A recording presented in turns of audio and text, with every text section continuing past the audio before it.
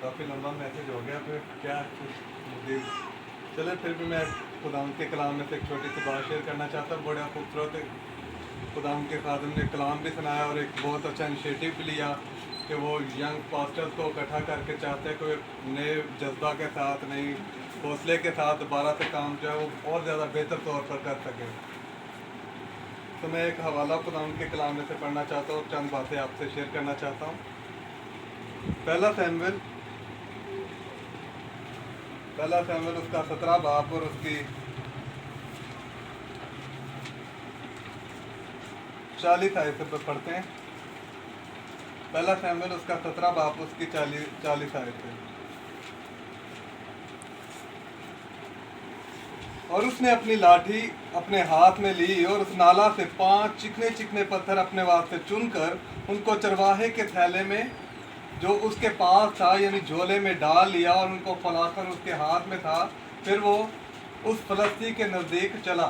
अभी हमने खुदाउन के कलाम में से दाऊद के तलक से भी सुना कि खुदाउन उसे जब वो छोटा बच्चा था तो अपने काम के लिए, अपनी खिदमत के लिए चुन लिया। तो यहाँ पर हमने जो वाक़या पढ़ा कि वो क्या करता है, पहले उसे एक जंगी लिबास दिया जाता है कि वो जाकर उस फलस्ती के साथ जंग जो है वो कर सके। सोल जो है उसे अपना सारा कुछ जो उसके पास जंग के हथियार वगैरह थे सब कुछ देता है कि जो तेरा दिल चाहता है तू वही ले ले और जाकर उस फलस्ती से तू लड़ने जा रहा है। अभी तो छोटा सा बच्चा है तो जो कुछ तेरा दिल चाहता है ले ले। उसमें खुदाम के कलाम लिखा कि वो उसको पहन कर चल ना सका तो उसे सब कुछ उतार दिया और वो जाता है एक नाले के पास और वहां से क्या करता है, 5 चिकने चिकने पत्थर उठाता है। और अगर हम में से कोई पहाड़ी इलाका के अंदर गया हो तो जब वो जो पत्थर हैं वो जो हमें नाले के अंदर मिलते हैं वो बड़े चिकने और गोल गोल होते हैं। और जब वो पत्थर जो है वो कहाँ से आते हैं, जो ऊपर पहाड़ों से पानी आता है वहाँ पर चट्टाने जो है वो टूट फूट का शिकार होती हैं, टूटती हैं चट्टाने।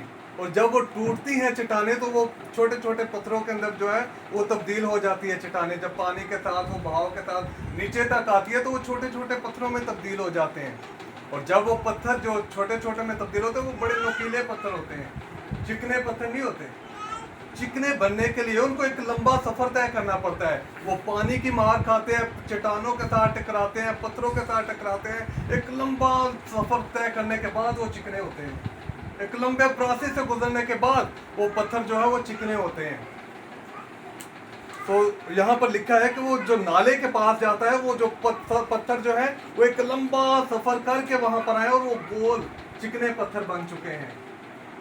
और जो खुदाम के कलाम में से हम पढ़ा है तो दाऊद ने क्या किया, उन चिकने पत्थरों को लिया और अपने झोले में जो उसके पास थैला होता था उसमें डाल लिया।